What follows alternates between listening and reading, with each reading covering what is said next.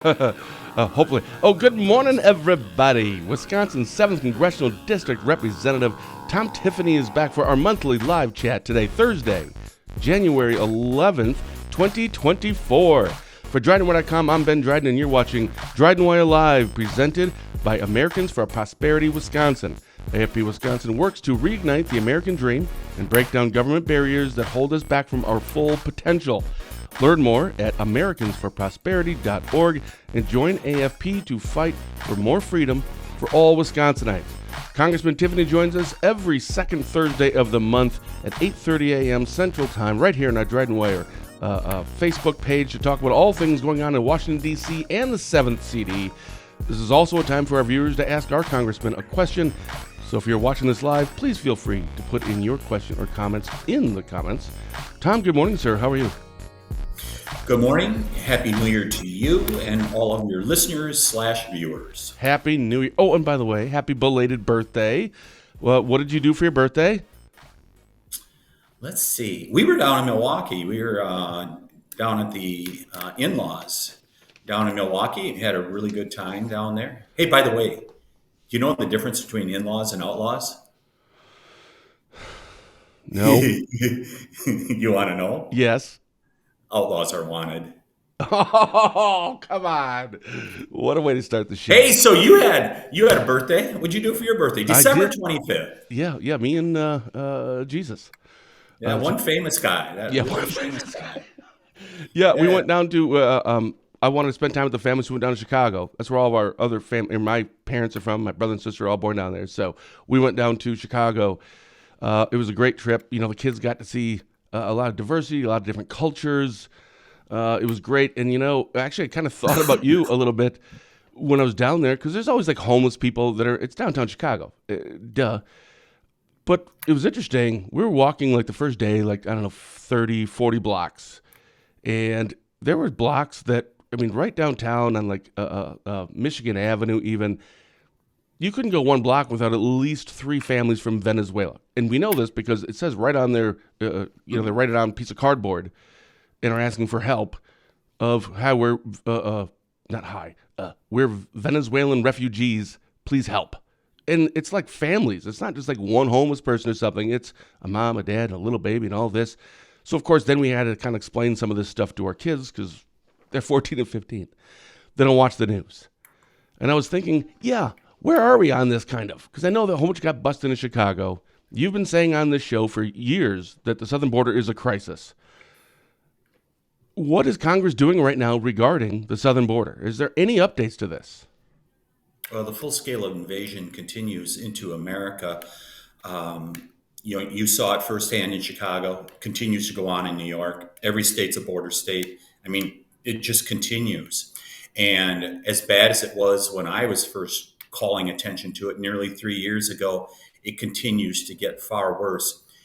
And I hate to say it, Ben, but when you have a president and a Secretary of Homeland Security that refuse to follow the law, I don't know what you can do.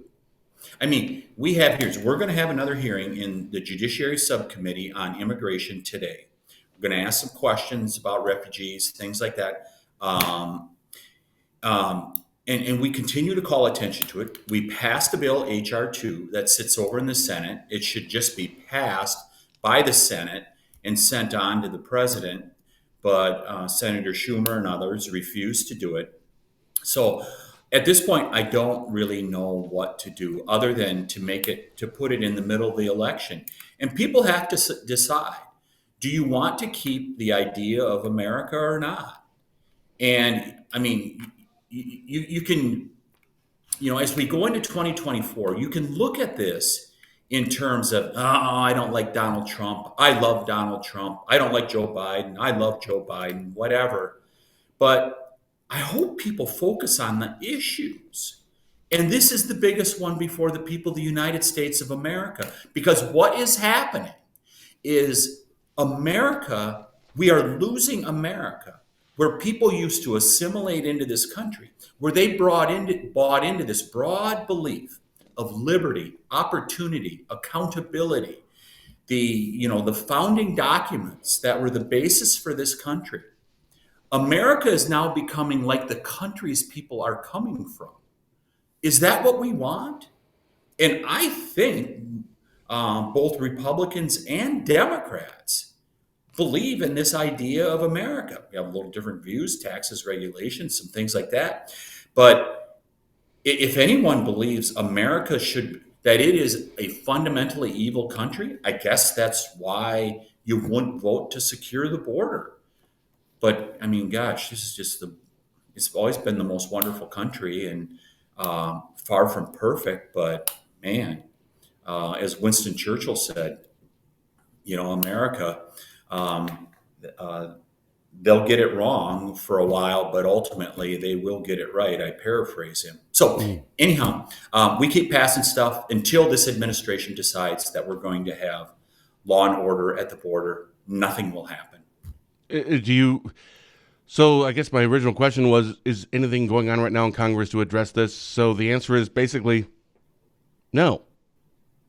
That is correct. That is correct. I'd give you one other tidbit in regards to that. Senator Langford has been charged by the Senate leader on the Republican side, Mitch McConnell, to head up their efforts to negotiate a resolution to changes to secure the border. And what I've been consistently messaging to Senator Langford and anyone that will listen in the Senate, including our senators, Johnson and Baldwin, if you don't pass H.R. 2, if you water that down, what we passed through the House of Representatives 7, 8 months ago, if you don't pass that bill or you water it down, you'll have nothing, because it will just create loopholes. I mean, if you pull certain parts out and you say, in the effort of compromise, we're going to do this. And that's what I've been hearing about the negotiations with Senator Langford. Yeah, we got to compromise. But yeah, you can compromise if you want to and pull some stuff out of there. You just create another loophole to bring people here into this country illegally. And it's interesting to me, and I'm not a political insider, I have a political mind per se, but going into an election cycle, I'm a little surprised. I've read a lot of polls, or I've read stories referencing polls that say most of America is now even saying this is a problem. Some saying crisis, some saying a problem. I'm just surprised that this isn't kind of getting addressed just from a political standpoint, which it's unfortunate that we have to look at it that way, but that's how it works. I'm a little surprised that something isn't getting done, because I do think this will be kind of used against, not against, but as a reason to vote for somebody else. So I'm a little surprised by that. That's all. Like, I feel like there should be even a feel-good bill or something, but nothing seems to be getting done. You raise a very good point, and I think it's central to this discussion. And it is why I would rather that Senator Langford and the whole crew over in the Senate not pass anything if they're going to do a watered down bill, because a watered down bill will do nothing to control this. Put it off to the election. Let's have the election and let the American people decide, and this will be one of the central issues. But it also points out, as you said, why would you continue to do this as President Biden and the Democrat Party if the American people, 70, 80% of them say this is a problem? Yeah. At minimum, they're saying it's a problem. And therein is the crux of the issue, because President Biden and his crew, they want to transform America. And people can be in denial about it at this point, but if there was ever a reason to change course, it would have been by now. This is the effort to transform America. This goes back to Barack Obama in 2008 and 2009. This is Barack Obama's third term. You look at the people that populate the Biden administration, they're largely Obama holdovers. And the reason they don't stop this is they're playing the long game and saying we have to change America. So we as voters get to decide in 2024. Do you want America radically changed? Or do you want to continue to have the idea that we have the rule of law, that we have secure borders, that we have a strong foreign policy? You get to decide all those things, because they're all wrapped up into the border issue. Bringing it a little closer to home, Wisconsin. Again, I'd mentioned that I was in Chicago, and saw a lot of refugees there that were bused into the city. Well, Milwaukee is just almost like, it's not a stone's throw away, but, it's just our trip up north from Chicago into Wisconsin, down to Milwaukee. Is this something that Wisconsinites should be looking from a refugee standpoint? Of there's some concerns here. Is this kind of hitting home? Because the nice thing about Wisconsin is, I'm sure you know too, or maybe believe as I do, we almost feel like we're kind of away from everything else, away from a lot of the crazy. At least up in northern Wisconsin, we certainly feel that way. Is this something that we should be concerned with in Wisconsin? Should you ever? Look at the Biden administration. They're flying flights of migrants into Rockford, Illinois. Whitewater, Wisconsin, the city administrator just sent a letter to President Biden saying, we've got 1,000 illegal immigrants here in a community of 15,000 people. We can't handle it. We can't handle it from a social services and a public services standpoint. This is affecting everywhere in America. Some more, some less. For those that don't see it too much, you're probably like, not that big a deal. Well, go to a community like Whitewater and others that it is hammering them. And they're about to try to do the same thing in the city of Eau Claire in the Chippewa Valley. And while the city of Eau Claire, while their city administrator and perhaps their city council are like, oh, but this is a good thing to bring in all these refugees, and these people that oppose it, they're just not, just not right-minded or whatever. There's going to be real impacts as a result of that. And in the hearing we have today, we're going to get very good testimony about how bringing in refugees and illegal immigrants is a net drain on the coffers of that community, that state, and for our country. When you look at all the social services that go into it, and is that what we want to have happen? By the way, the Housing Authority Director in Eau Claire County has raised a red flag in regards to this issue of bringing all these refugees into the Eau Claire area, saying that we don't have enough housing now. Where are we going to put these people? Why wouldn't these people be that are in positions of leadership in Eau Claire, the city of Eau Claire and Eau Claire County, why wouldn't they be listening? I appeared before the Chippewa County Board last week, and where they had a resolution saying, let's call it as a pause. Let's just call a pause here before we do this refugee thing, because we need to get more answers. I went over and told them, you're doing exactly the right thing. These questions should be answered. And I said to them, and I sent a letter to the refugee coordinator for Wisconsin, when are you going to meet with these county people?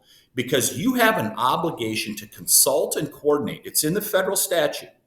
You have to consult and coordinate with these people of what the impact is going to be, and then work it out as far as how this is. What they've been doing is just jamming them in. So what appears to me to have happened, they contacted the city administrator of the refugee organization. They contacted the city administrator in Eau Claire, and she's like, yeah, okay, yeah, we're great with this. Let's do it. And she didn't tell anybody else. She didn't tell the citizens, whatever. And I'll tell you why she didn't tell the citizens of the Eau Claire area, because she knew she would get blowback on it. She wanted to beg for forgiveness rather than asking for permission. And people should get after those that are going to treat us that way in western and northwestern Wisconsin. Well, speaking of that, northwestern Wisconsin, in your district, you represent, you're the 7th Congressional District. I think that's like around 25 counties, either all or part of, in your district. 26. Is that right? 26. So we're talking about Whitewater, Milwaukee, even Eau Claire, which isn't too far away from us, and but it's 70,000 people, etc. But most of your counties, including where we are here in northwest Wisconsin, these are counties of 15,000 people, or 45,000 like Barron and Polk. But the other 4 counties, Rusk and Sawyer and Burnett, we're all like 15,000. But in your district, if a board chair, which I'm assuming that would be the person that would contact you, or maybe a board supervisor, whatever, but in these small counties, they reach out to you and say, Congressman, we're hearing a lot about this stuff, and it's going to the bigger cities, but it may end up coming to our area soon. Is there something we should be doing to kind of prepare for this? is there things from a county perspective or standpoint that we should be doing? I love that recess bell. It's just so funny. That's what I always think of as recess bell. But is there something they could be doing, or is this this is a By state the way, thing? What? Ben, that's not a recess bell. It is. That's a go back to work bell. Isn't that what a recess bell is? Letting you know that, hey, in a little bit you have to go back into class. God, it's been a long time since I've been in school. So is this something that they're looking at, and we can start addressing this now, kind of get ahead of this, as it were? Or is this, nope, it's a state and or federal thing. You literally have no control. They'll just dump them in your county. Yeah, if a county board wanted to be proactive, city, county board, whoever, Sure. if they want to be proactive on this, they should contact the refugee resettlement coordinator in Wisconsin and ask them, do you have any plans for our county or the neighboring counties around us? Because we all know we're in a very mobile society. So like the city of Eau Claire, their elected leaders and their city administrator are like, hey, we're just bringing them to Eau Claire or whatever. That's not going to be the case. People move. You are going to affect the communities that are outside of Eau Claire also. And so I would ask the question, if I was a county board chair, if I was in a position of authority, I'd be asking the question at this point. And that's why I give a lot of credit to the Chippewa County Board and saying, hold it, let's have a good discussion about this. Yeah. And by the way, I would mention one other thing in regards to this, Ben. The thing I emphasize to Chippewa County is that you should ask them, they should come and meet with you, the refugee coordinator. And by the way, you should go to the federal government and ask them to attend this meeting also. But you should ask them what the vetting process is and get detailed information. Right. What is the vetting process you're using? Because I can tell you, I know firsthand, the Biden administration is not doing good vetting. Let's give you an example. 78,000 Afghans come out from Afghanistan in August of 2021. Many of them went through Fort McCoy. I asked the presiding officer down there, I said, how many of them have a special immigrant visa? There was none that had a special immigrant visa. That's a very detailed process because you don't go to downtown Kabul to the DMV to find information on somebody in Afghanistan. Right. So think about Somalia, Syria, and these other places where they're trying to bring these refugees. How are you going to make sure that they're fully vetted, especially after these 78,000 people left Afghanistan? In an after-action report, the State Department said, yeah, we didn't vet them. We thought it was so important that we said, get them on the planes, get them out. We'll sort out the immigration stuff later. So that's the attitude of the Biden administration. Would you trust their vetting at this point? If you're a local community in Wisconsin, I sure as heck wouldn't. And I emphasize to people, you need to get an answer on what the vetting is for these people because you cannot trust the Biden administration at this point. We're almost about 10 minutes up for our time because you have to, get to work here. And I have several more things to get to. So we'll have to kind of go through quick versions of some of these things. We'll get to that in 15 seconds after a word from Spooner Health. Compassion is at the center of everything we do. It's rooted in who we are and why we're here. It unites us as providers, neighbors, and as a community. Learn more at spoonerhealth.com. All right, so the first one, and I actually wrote this out right 2 minutes before we went live. The GOP, and I know this is a Wisconsin legislative thing, and you're in Congress, you used to be a legislator in Wisconsin, but the Republicans announced their medicinal marijuana bill. It seems like a state-run thing. I'm sure you're aware of that. When you saw this, is this a good thing? It's a good step? Is it goes too far? It doesn't do enough? We shouldn't have done it at all? What were your first thoughts when you saw or heard about this? I know it's something that's been percolating for a long time. I really don't have an opinion on it at this point because I haven't had a chance to read the bill. So I really would want to read. To me, the devil's in the details on any piece of legislation, but especially this. It's what are the details behind this? Understood. Something I wrote down that I haven't asked you about. By the way, one other quick thing in regards to that. Yeah. One thing I think the state of Wisconsin should do, I think they should commission a extensive study on marijuana use on the brain. I think in America, we have not done a good job of doing the research of what are the impacts so that states, when they make these decisions, they can make reasoned decisions. And that's something I'd really like to see is a good study commissioned. Can we really get a good study if isn't it still under not category 1? Yes. Yep. Something else 1. I can't remember what it's called. But it's under Yes. that. What's that? Yeah, it has a type 1. I can't remember it either. It's Yeah, like I can't remember. Oh, it's classification. escaping me right now. Yeah, some classification of 1 in a Schedule 1. That's the word, I think. Should it be like a Schedule 2? And doesn't that mean if that happens, then we can actually have more, potentially even government-funded studies? So I have voted to move it off from Schedule 1 for research purposes. And Yes. so I'd have to go back and see exactly what that legislation said. But I do think that research should happen. Agreed. Thank you, Steve, as well. Thank you, Steve. Yeah, like it's something. The words right there. I wrote down because I haven't asked you about this in a while. You appeared on one of our shows outside of a park. Apparently, it wasn't a baseball park, if I recall. And I forgot that you're on a committee or something regarding national parks. I can't remember what it's called, and I was just curious. Has there been anything newsworthy coming out of that committee? Yeah, so the Federal Land Subcommittee, that's Yes. the subcommittee in natural resources that I chair. And we're actually one of the busiest committees that in Congress. And we do a lot of work. Yesterday, we had a very good hearing in regards to the backlog of maintenance on our national parks. Why is there a backlog? Not enough staff? Well, yeah, that's what we're trying to find out. Actually, the bigger question that was being asked, and we got some good answers. We had an inspector general there yesterday. What's his last name? Greenblatt. If they want to see a bureaucrat that actually really gives good, concise answers and appears to really do good research, you should look at his testimony. I was impressed. And he talked about if people remember, the Great American Outdoors Act was passed in 2020, so it's 4 years ago. And that was supposed to relieve this backlog. Well, the backlog has now went from $12 billion to $22 billion. It's nearly doubled. And you've got a National Park Service that's putting a 35% kicker on all of their projects.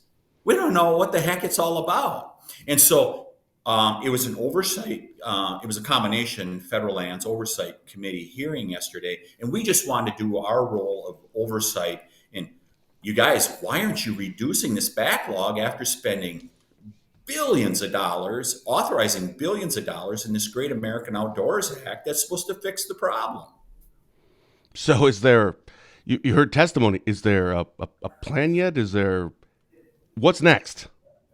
Yeah, so I think Mr. Greenblatt, he stated that the Park Service they're changing some of their methodologies. I think the Park Service was saying, hold it, we're making some changes here and you guys aren't fully considering them in this backlog. And so I'm anxious to see additional information come forward, but they're sure on notice now. And good morning, Representative Gay Magnifici. We did a show, again, we do it every second Thursday of the month. So the last time you were on, the next day, you issued a press release we posted on DrydenWire.com, and their headline was Representative Tiffany's bipartisan amendment to keep chocolate milk in schools clears House. If I recall, in that press release, it said now it's going to the Senate. Is there any update on this? And I know some people, like every time we post something about your chocolate milk, I call it the chocolate milk bill, which I'm pretty sure that's not the actual technical term or word usage for it. We always get comments of like, oh, really? This is what we're focusing on? Why not something more important? And I love always reading these comments. But is there an update on this? I don't, and I'll have to check on that. It sits over in the Senate at this point. Once again, I would hope that Senators Johnson and Baldwin would take this up and advance it. I mean, man, as America's dairyland, I would hope that we could get something like this done. But to your point, and I get it when people would comment that they say, you got a lot more important things to do, foreign policy, things like that. But I think it's indicative when you have a federal government under the Biden administration that says, we're going to regulate all the way down to chocolate milk. We're going to regulate all the way down to your local school district. We're going to say to your local school district, manager, we know better than you. Any government, federal government, that will do that has gotten far too large and powerful. Yeah, I think I had responded to someone on one of them, and I typically don't. But when someone said like multiple people did, this is silly that we're even doing this, my response was, you're right. It's silly that we've gotten to the point where we have to do this. So, kind of bizarre. Really? We're talking about chocolate milk in schools? Really? What are we doing here, folks? I also saw this morning, I went to your website to see any press releases, and I saw one, and it said, Tiffany announces winners of the 2023 Congressional App Competition. So then I clicked on that, and apparently there was a YouTube video. I didn't get a chance to watch it all. But can you talk about that and what that was? I'm telling you, I didn't get a chance to watch the whole video, so I don't really understand what the app is about, because we were running out of time before I could get the show started, so I'm going to watch it as soon as we're finished. Who were the winners and where were they from? And do you know anything about the app? Because I still can't figure it out. Yeah, so just as we were going on air here, my staff handed me this document, and it's the same threesome over in Chautauqua Warehouser that won last year. They're really motivated. So they did an app called Voluntrack. Now, I don't know what it is. I got to check it out also. Voluntrack, Wisconsin. I can't wait to see what it is, but they are the winners once again. Dagmar Beckel, Peter Wise, and Casey Haugen. Congratulations. Congratulations. We only have a couple minutes left. I also saw this morning as I put up our headlines that apparently a conservative group is now trying to a re-election thing. What is that called?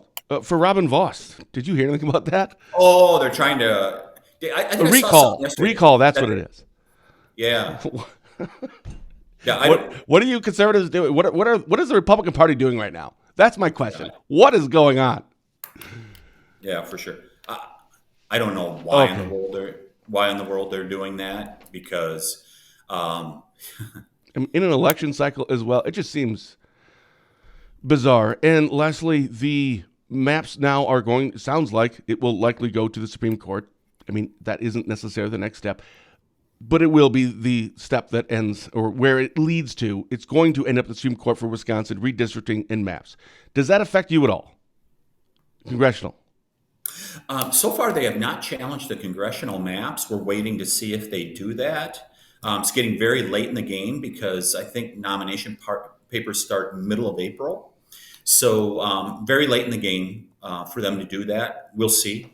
You never know. But I think for progressives in Wisconsin, for liberals in Wisconsin, the big deal for them is they wanted to overturn the legislative maps. That's the bigger deal for them than the congressional maps. And maybe they'll get to the congressional maps too, but they want to overturn the legislative maps, even though they were done in a constitutional manner.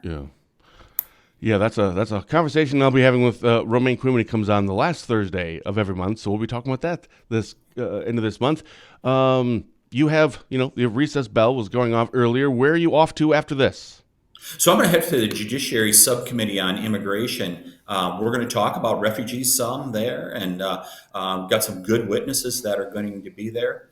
And then I am going to head for Natural Resources. We got a subcommittee hearing there also. That's going to be in regards to offshore drilling. The Biden administration is trying to shut down all offshore drilling, especially affects the Gulf of Mexico. And so we're going to be having a hearing. I think that's Representative Stauber's subcommittee, Energy and Mineral Resources. Of course, he being our neighbor over in the Duluth area. Yeah. Do you have to prepare for these things? Is it like, hey, here's a bunch of documents you got to prepare? Or you kind of walk in and they're the ones that kind of just tell you when you're there? What's that? The binder for judiciary. So you do have, so there's homework involved as well. Let's see here. The binder for Natural Resources. Binders. So, there's a lot of work that goes into this stuff, and staff does a good job of prepping this stuff. And that's nice to have. That's what I need. I need a staff. All right. What do you think we're going to be talking about next month? Be careful what you ask. All right. What do you think we're talking about next month? What will we be talking about next month? We'll be into February. We'll be talking about budget stuff. We're a bit of a stalemate right now. People are pretty upset with the news. There's a group of people really upset with Speaker Johnson that he's not being tougher in regards to these budget negotiations. I mean, we are so deeply in debt and going further. And there's people like, at some point, we got to say stop. Stop the bleeding. So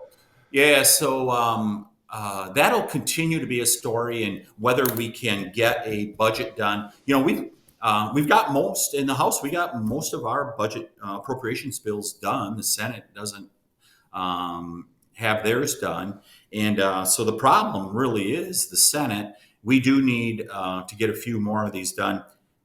I suspect we'll probably be talking about continuing resolutions and how we may end up with a continuing resolution going all the way to September 30th. In fact, we're always talking about that. Tom, you have to get running. You have schools back in session. Special thank you to Wisconsin's 7th Congressional District Representative Tom Tiffany for taking time to come on for a chat today. I'll see you all right back here on Tuesday when Barron County Sheriff Chris Fitzgerald and I will be back for our latest episode of Positive Tuesday with Ben and Fitzy. So until then, for DrydenWire.com, I'm Ben Dryden saying thank you for watching, and as always, have a blessed day.